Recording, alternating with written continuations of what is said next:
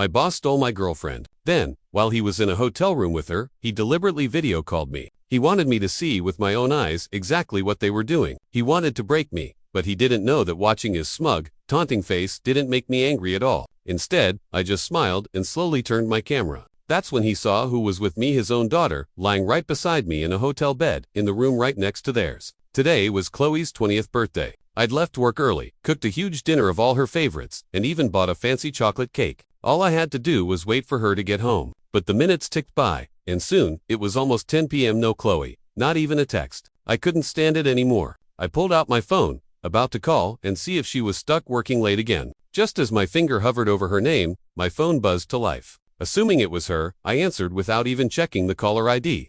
I'm at the Starlight in 8th floor, room 808. Get to the nearest pharmacy and bring me a box of Viagra now. Jesus, this girl is an absolute knockout, but my damn equipment's failing me. Tried a few times, no luck. I'm not letting this night be a total loss.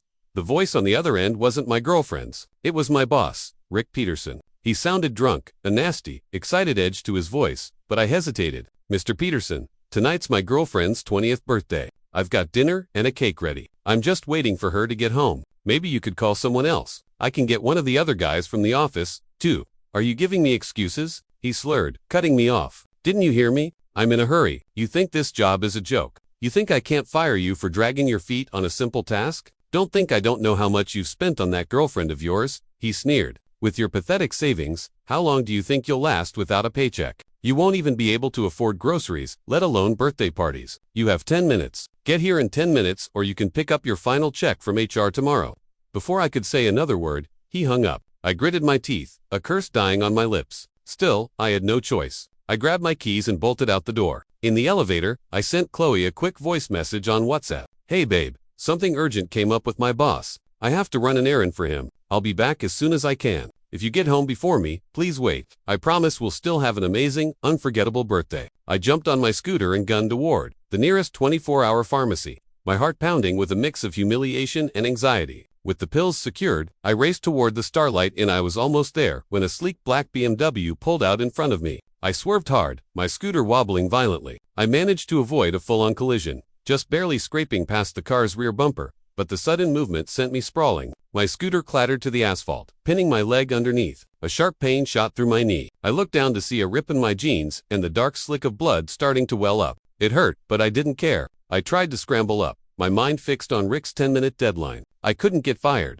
I struggled for a moment, unable to free my leg. Then the BMW's driver's side door opened, and a woman jumped out. She was tall and graceful, her long hair and white dress seeming to float around her as if she were some kind of angel. It was Rick Peterson's daughter, Madison. She rushed to my side and helped me push the heavy scooter off my leg. Leo, is that you? She asked, her voice filled with concern. What's the hurry? You have to be careful. She gestured to my leg. Look, you're bleeding. Get in my car. I'll take you to an urgent care clinic right now. Madison was in my year back at college. With her family's money, she'd always carried herself with an air of untouchable privilege. Around me, though, she'd always been surprisingly gentle, even quiet. She'd even asked me out once. But Chloe and I were both from small towns, kids who'd worked our asses off to get into the city for school. We had a chip on our shoulder about people like Madison, who seemed to have everything handed to them. I turned her down without a second thought and chose Chloe. Right now, looking at her, all I felt was a fresh wave of resentment. If it weren't for her father, would I be in this mess? Her concern was just delaying me. If I was late, if I got fired, how was I supposed to give Chloe the life she deserved? I ignored her, got back on my scooter, and sped off without a word of thanks. Hey, I heard her call out behind me, her voice a soft sigh. It doesn't have to be this way, you know. You don't have to live such a frantic, miserable life. Her words were quickly swallowed by the wind rushing past my ears. I finally reached the Starlight Inn, practically threw my scooter against the curb, and ran inside, jamming the elevator button for the 8th floor, room 808. I didn't even glance at my watch. I just pounded on the door. Rick cracked it open, his body blocking the view inside. He was naked except for a small white towel wrapped precariously around his waist. His skin was pale and flabby. I forced a smile, my stomach churning with disgust as I handed him the box of Viagra. Am I on time? I asked, still catching my breath. He snatched the box from my hand. You cut it close, he grunted. 5 more seconds and you would have been out on your ass. Next time, be faster. I don't like to be kept waiting. He slammed the door shut, but in that brief moment, as he'd reached for the box, I'd peeked over his bald head and through the crack in the door. I was curious in a morbid way. Who was this knockout he was with? Was she really as amazing as he said? And if she was, what kind of woman would trade a night with that fat old pig for money or power? I only caught a glimpse, but it was enough to make my heart stop. Lying on the bed, her back to me, was a woman with a breathtaking figure. The curve of her body, the long straight hair cascading over a slender neck, the delicate waist, and long pale legs. It was a perfect match for Chloe.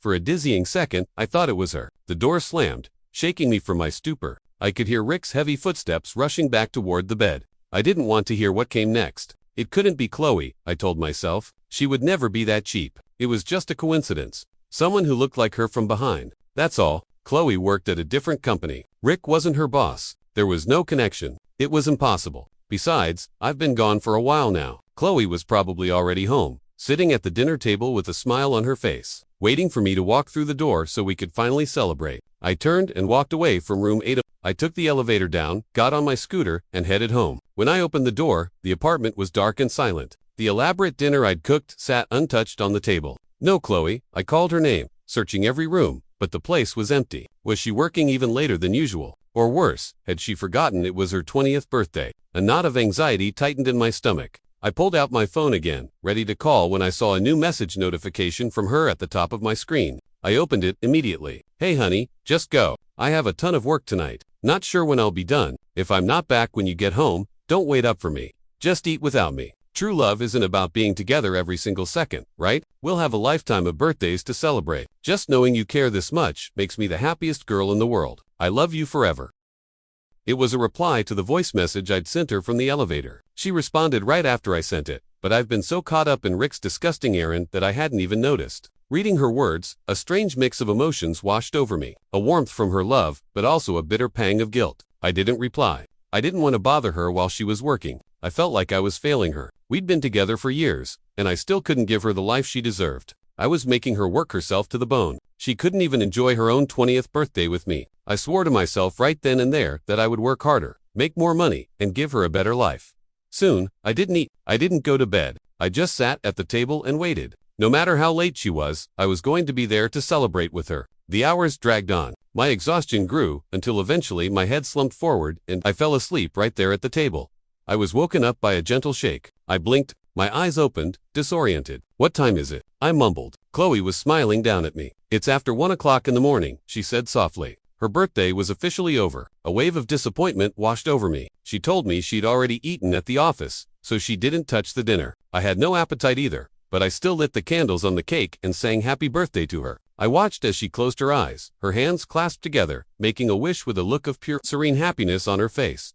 We blew out the candles together and each had a small slice of cake. After that, we washed up and went to bed. As soon as she lay down, she turned her back to me. I wasn't tired anymore, having already slept at the table, and I moved closer, wrapping my arm around her waist. Wanting to be close to her, she shifted slightly. It's so late, she murmured, her voice thick with sleep. I'm exhausted from work, and I have to be up early tomorrow. Dejected, I let it go. I just held her gently and closed my eyes, eventually drifting off to sleep. The next morning, I awoke to the bright morning light. I just opened my eyes when she stirred and woke up. I turned to look at her, and my eyes widened in shock, fixated on her knees. Both of her knees were bright red, almost raw looking. It looked like she'd been kneeling for a very long time. I was certain they hadn't been like that yesterday morning. Her skin was so fair that a mark like that would have been impossible to miss. This had to have happened sometime after she left for work yesterday. Last night, she came home so late, and we just went to sleep, so I hadn't noticed. My mind unwillingly flashed back to the starlight, to the brief glimpse I'd had through the crack in the door, to the woman on the bed with the figure that was a mirror image of my girlfriend's. Could it really have been her? No, it made no sense. She didn't work for Rick. She had no reason to even be in the same room with him. Even if she were desperate for money, she would have gone to her own boss. Not Rick, and besides, Chloe wasn't that kind of person. She was pure, graceful. The thought of a sleazy old pig like Rick would only disgust her. What is it? Chloe asked, noticing my strange stare. Your knees? What happened? My knees. She looked down, a flicker of confusion on her face followed by a sharp intake of breath. Oh, a blush spread across her cheeks, and her eyes darted around nervously. But then, just as quickly, she broke into a smile. Oh,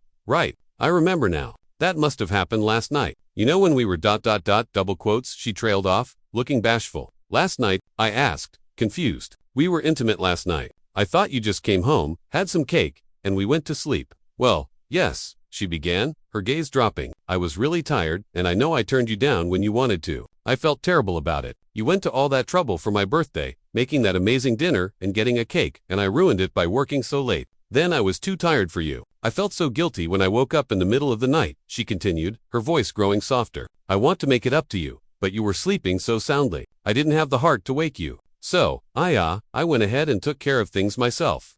She finished her explanation with her head down, her cheeks a deep, beautiful crimson. "Oh," I said, a wave of relief and tenderness washing over me. "I see, thank you for being so good to me. But next time, just wake me up no matter how deeply I'm sleeping. An experience that wonderful is something we should share, not something you should have to handle all on your own," I teased. "Okay." She nodded, a happy, shy smile on her face. We got up, had breakfast, and left for work together. We parted ways at the subway station with a reluctant kiss, each heading to our separate offices. The first person I saw when I walked into my office was Rick. He was glowing, a smug, self-satisfied grin plastered on his face. He looked like a man who hadn't just had a sleazy one-night stand, but had found true love and spent his wedding nights celebrating. But the way he looked at me was different. There was a strange knowing amusement in his eyes, a hint of mockery. I figured it was because I had so obediently run his pathetic errand for him while he was with another woman, reinforcing his view of me as a lowly subordinate. It pissed me off, but what could I do? I needed this job. To give Chloe a better life, I had to swallow my pride. I forced a smile, gave him my usual deferential nod, and walked to my desk. Out of the corner of my eye, I saw his grin widen, the mockery in it growing even more pronounced. He disappeared into his office. A few moments later, my phone vibrated several times in my pocket. A new message. Maybe it was Chloe. I pulled it out and opened my messaging app. In the next second, the world fell out from under me. The messages were photos. Bed photos. The man and woman in them were unmistakable. It was Rick Peterson and the woman from the hotel. And this time, I could see her face. It wasn't someone who looked like Chloe. It was Chloe. There was her beautiful face. A face I knew better than my own, flushed with a rosy excitement I had always believed was reserved only for me. And there on her right arm was the small plum blossom-shaped birthmark that confirmed it beyond any doubt. The photos were a sequence. In them, I could see her long, pale legs, her knees going from their normal fair color to a faint pink, and then finally to the deep, raw red I'd seen this morning. I couldn't breathe. A searing pain tore through my chest. The woman I loved, the woman I trusted completely, had betrayed and lied to me. She hadn't been working late. She'd spent her 20th birthday with my boss. The bruises on her knees weren't from some selfless act of love in the middle of the night. They were from him. In my mind, she had been perfect, untouchable. Last night, I had been so sure that the woman in that hotel room couldn't possibly be her, that she would be disgusted by a man like Rick. These photos were a series of brutal slaps to the face. I was a fool, a complete and utter fool. Suddenly, Rick's smug, mocking expression from this morning made perfect sense. I deserved it. He was screwing my girlfriend, and I was the pathetic idiot who ran out to buy him Viagra, worried that I might be a second too late and ruin their good time. The photos had been sent by Rick himself. He was provoking me. He saw me as so pathetic, so utterly worthless that he could flaunt his conquest right in my face without fear of consequence. I had brought this on myself. My groveling last night had only fueled his arrogance. Just then, a series of text messages came through from him. "Hey baby, was I amazing last night, or what? Don't let this old man's age fool you. After that little pill your boyfriend brought over, I'm better than any of those young guys. I bet your boyfriend has never made you feel as good as I did last night. And you, wow, you were incredible. So wild. You nearly drained me dry. But I loved every second of it. I can't stop thinking about it. Too bad you're not here with me now. I have to settle for looking at these pictures to remember the moment. Weren't we meeting up again?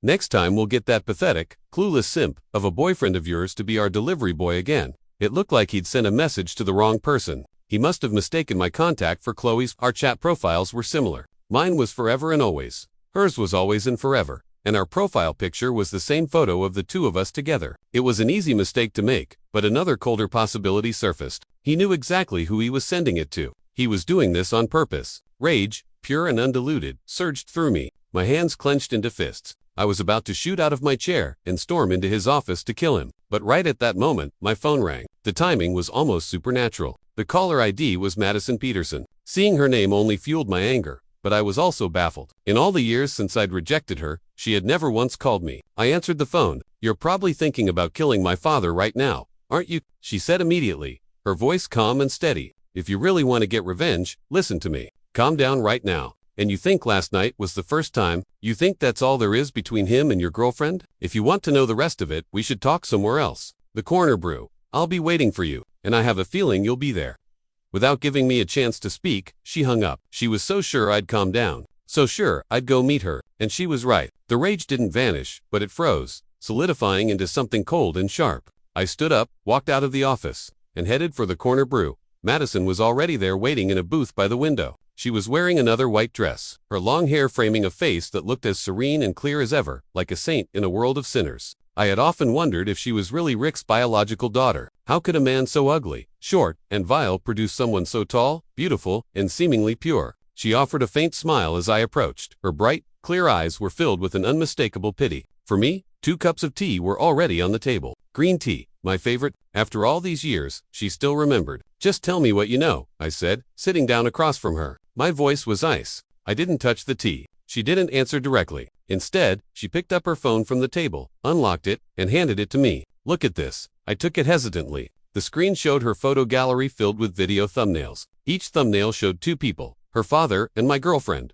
only them. Sometimes they were clothed, eating in what looked like a hotel restaurant. Other times they were naked, tangled together on a hotel bed. One video was in a car. Another was on a riverbank under the moonlight. My hand trembled as I moved to tap on the first video. "I put these on before you do that," she said, stopping me. She pulled a pair of earbuds from the designer bag sitting on a seat next to her, plugged them into the phone, and handed it back. But she held onto the earbuds. "Should I come sit next to you?" she asked with a mischievous glint in her eye. We could each take one and watch together. "Do you think this is a game?" I snarled, snatching the earbuds from her hand. She just smiled, completely unfazed. I jammed the buds into my ears and started watching. The more I watched, the deeper the shock, the hotter the rage, the heavier the shame. It turned out Chloe had been with Rick almost since the day I started working for him. My getting that job hadn't been because Rick recognized me as his daughter's college classmate. It was because of Chloe. I remember my interview. Chloe had come with me for support. Rick had looked at us, said we seemed familiar, then looked at my resume and asked if we were his daughter Madison's classmates. At the time, I felt a little awkward about it, hesitant to work for the father of a woman I'd rejected. But Chloe had nodded eagerly and shot me a look, urging me to play along. The salary was great, and I was desperate to start building a life for us, so I took the job. I never knew that Rick had set his sights on Chloe that very day, and according to the videos, Chloe hadn't put up much of a fight in exchange for his money and promises. She had treated our vows of love and our shared dreams as a joke. In one video, I heard her telling Rick with a fawning tone that a loyal little S like me would never find out as long as they were careful. She even boasted that if I ever did find out, it would only take a few sweet words to get me back on the leash, and I'd go right back to being her devoted doormat. Rick had roared with laughter, his disgusting body shaking as he grunted that a pathetic loser like me deserved to be cheated on. Seeing that, I felt the phone in my hand start to shake, the veins in my hand popping out. "Don't break my phone," Madison said calmly, gently taking it from my grasp. I glared at her, my vision turning red. Honestly, if she hadn't taken it, I might have smashed it against the wall. "Why are you looking at me like that?" she asked, her smile never wavering. "My dad is the one who stole your girlfriend, not me. You're not thinking of taking your revenge out on me, are you? If you have any guts, you'll go after him. If he can only get angry at me, then you really are the S and the loser they say you are. Not only will they look down on you, but so will I." She leaned forward slightly. "Of course, if you do want to get revenge on my father, I can help you. And I guarantee it will be more satisfying and spectacular than anything you could ever imagine." "Why?" I managed to choke out. "Why would you help me, and how? What could possibly be more satisfying than what I'm imagining right now?" Her gaze was unwavering. "It's simple. Because I love you more than she ever did. I always have, and I always will. As for how I can help," she continued, a playful yet serious tone in her voice. "You dump your girlfriend and you marry me. Become my father's son-in-law." She was still smiling, but her eyes, bright and clear, were filled with a desperate, hopeful light. For some reason, I felt a sudden urge to cry. Once, a long time ago, when Chloe first told me she wanted to be with me, she had smiled just like that, a mix of joking and deadly seriousness, her eyes full of hope. And in the end, she had betrayed me, treated me like a fool, and planned to keep me in the dark forever. I blinked hard, forcing the tears back. Now was not the time for grief. It was time for revenge. I looked at Madison and nodded. "Really?" Her eyes widened in genuine, disbelieving surprise. "Yes." My voice was quiet, but my nod was firm. My gaze was as resolute as it had been all those years ago when I had turned her down. That day she had cried. Today she cried again. But these were not tears of sorrow. They were tears of pure, unadulterated joy. "I've waited so many years for this day," she whispered, her voice thick with emotion. "I know you're only doing this for revenge, but I don't care. Even if it's all a lie, I'll cherish every moment because my feelings for you are real, more real than anyone's." She leaned across the table, her composure finally breaking. She grabbed my hand and pressed it against her chest. "Feel my heart. she choked out. It was pounding a frantic, desperate rhythm under my palm. I didn't know if it was love, but I knew without a doubt that it was real. I got home very late that night, but Chloe was even later. I was already asleep when she finally came in. I vaguely registered the bed dipping beside me, the rustle of the covers as she slid in. I instinctively reached for her, my arm finding her back. She was already wearing her pajamas. She didn't push my arm away, but she didn't turn toward me either. I was too deep in a haze of exhaustion and turmoil to care, and I fell back asleep. When I woke up the next morning, she was already dressed. She was wearing a stunning new outfit, looking vibrant and beautiful. The expression on her face was one of pure, unadulterated happiness. It was the same look she used to have when she was getting ready to meet me for a date. A bitter wave of hatred and pain washed over me. I knew she was going on a date, but it wasn't with me. It was with that old foul pig, Rick Peterson. The new clothes, I guessed, were a fresh gift from him. She didn't seem to notice the storm brewing inside me. She just smiled brightly and told me an important client was flying in from out of town, and she had to go pick them up from the airport. She made a point of adding that the client was a woman. Then, without a hint of guilt, she turned and walked out the door. As her silhouette vanished, a cold smile touched my lips. The moment the door clicked shut, I called Madison. "Bring your birth certificate and social security card. Meet me at City Hall." I hung up, grabbed my own documents, and walked out. Madison was already waiting for me on the steps of the building. She looked more beautiful than I had ever seen her. When we took the photo for the marriage license, she leaned her head against my shoulder and smiled with such genuine, shy happiness. We walked out with the official certificate in hand. Looking at our picture, I felt a strange sense of unreality, a flicker of doubt, that it was as if this wasn't an act of revenge, but fate, as if she and I were always meant to be. She, however, clung to my arm like a real wife, her head resting on my shoulder as we walked to her car. We drove straight to the Starlight Inn. She had already booked a room, room 809, on the 8th floor. It had to be the Starlight Inn, and it had to be room 809, because, as she had found out, her father and my ex-girlfriend always used the same room, 808, and they were in there right now. As soon as we got to our room and laid down on the bed, my phone buzzed. It was a video call request from Rick. I knew exactly what he wanted. I could guess it with my eyes closed. Without a moment's hesitation, I answered. I kept the camera pointed at myself.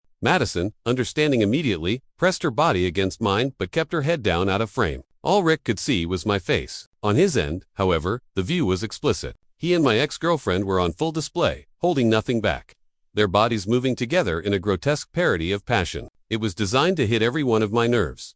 But Chloe looked off. Her eyes were half closed, her expression slack. She never once glanced at the camera. I suspected she was on something. Not that Rick had drugged her against her will. No, knowing what I knew now, she had probably taken it willingly to please him even more. Haha. Rick's boorish laugh filled the speaker. "See this kid? I'm with your girlfriend. We're in room 808 at the Starlight Inn. Sound familiar? That's right. It's the same room you delivered my Viagra to the other night. And guess what? The woman in the bed that night was your girlfriend, too. And here she is again. Huh? Are you shocked? Are you in pain? Are you furious? I want you to watch me cuckold you. The more you suffer, the better it feels. Haha." He was a caricature of arrogance. "That's funny," I said, my voice dripping with amusement. "Because I'm on the 8th floor of the Starlight Inn in room 809. As a matter of fact, right next door. And I'm not alone either." "Oh." Rick's laughter faltered, a hint of confusion in his eyes. That was my cue. I slowly turned the phone. And at that exact moment, Madison lifted her head from my chest, looked directly into the camera, and pressed her face against mine in a tender, loving gesture. Rick froze. Then his face contorted into a mask of pure apoplectic rage. He started screaming, incoherent curses spewing from his mouth as he scrambled off Chloe and clumsily pulled on his clothes. The video feed went black as he threw his phone down. A second later, we heard the door to 808 slam open. He was screaming in the hallway, pounding and kicking at our door, roaring for me to open up so he could kill me. I just held Madison closer, a profound sense of satisfaction washing over me. We ignored him. His rage escalated. We heard him on the phone, first yelling at the front desk, then calling the police. A few minutes later, hotel staff and a couple of cops arrived at the same time. A manager swiped the key card and the door swung open. Rick stormed in first, followed by the officers. A few hotel security guards and curious guests crowded in the doorway behind them. I remained on the bed, holding Madison, and smiled pleasantly at him. He lunged toward me, his hands reaching out as if to drag me from the bed, but he stopped. We were wrapped up together under a single blanket. It was obvious from our bare shoulders that we were naked underneath. He could humiliate me, but he would never let his own daughter be shamed in front of police officers and a crowd of strangers. He wanted to hit me, but he knew he was an old, out-of-shape man, and I was not. He was trapped, impotent with rage. He pointed a trembling finger at me. It was him. "Officers!" he shrieked. "He tricked my daughter. He drugged her and brought her here. Arrest him. I want him to rot in prison." Before the cops could even move, I reached over to the nightstand, picked up the freshly minted marriage certificate, and held it out to them. "We're legally married, officers," I said calmly. One of the cops took it, glanced at it, and then looked at us with a knowing smile. "Sorry to interrupt," he said, handing the certificate back to me. "We'll leave you two to it." He turned to the crowd. "All right, folks, show's over. Let's give the happy couple some privacy." Rick stared, his eyes wide with disbelief. He snatched the certificate from my hand and looked at it himself. His face turned a shade of purple I'd never seen before. "This is impossible," he roared. "It's a fake." He tore the document to shreds. "Dad, it's real," Madison said from beside me, her voice calm and clear. "We just came from City Hall. You ripped up his copy, but I have mine right here. And even if you tear this one up, too, it's all on file with the county. We can get a new one anytime we want." "You," he sputtered, pointing from her to me. "You, too." He couldn't finish the sentence. His eyes rolled back in his head, and he collapsed onto the floor in a heap. Madison quickly dressed and rushed to his side. Soon, the room was a flurry of activity as she and the others helped him, calling for an ambulance. I was the last to leave the room. As I walked out, I couldn't stop myself from glancing into the open doorway of room 808. Chloe was still in there. She was alone, curled up on the bed. She was laughing and crying at the same time, her hands covering her face as tears streamed through her fingers. Was she laughing at herself? Did she regret it? A strange hollow ache echoed in my chest. I turned away and walked out of the hotel without looking back. 9. I never saw my ex-girlfriend again. She didn't stay with Rick. She just vanished from my life silently and completely. Rick never left the hospital after his collapse that day, and I learned the truth. Chloe had never intended to betray me. The first time she met Rick alone, it was a trap. He had called her, lying that I was with a client, had gotten drunk, and needed her to pick me up. My phone was off at the time. The battery had died, so she couldn't reach me. She believed him and rushed to the hotel address he gave her. When she got to the room, I wasn't there. Instead, there was a strange sweet smell in the air. Before she knew what was happening, a man she didn't know grabbed her from behind. She tried to fight, but a wave of weakness washed over her and she collapsed. What happened next was a nightmare. The man, a business partner of Rick's, assaulted her. When it was over, as she lay there broken, he told her with a smug grin that he was HIV positive. It was a secret he kept from everyone, even from Rick. His goal was to spread the disease to as many people as possible. In that moment, Chloe's world ended. The pain and despair were unimaginable. But she didn't end her own life. That would be letting Rick get away with it. He was the architect of her destruction. She decided to get revenge. That's why she stayed with Rick, pretending to be his willing mistress. It was her only way to get close to him, to pass on the disease and destroy him from the inside. That's why she had pushed me away, sleeping beside me every night, but never letting me touch her, always finding an excuse. She was protecting me. And that day in room 808, when she realized I was next door with Madison, that we were married, her quiet, lonely tears were not for herself. She was crying with joy for me, and with sorrow for the love we had lost forever.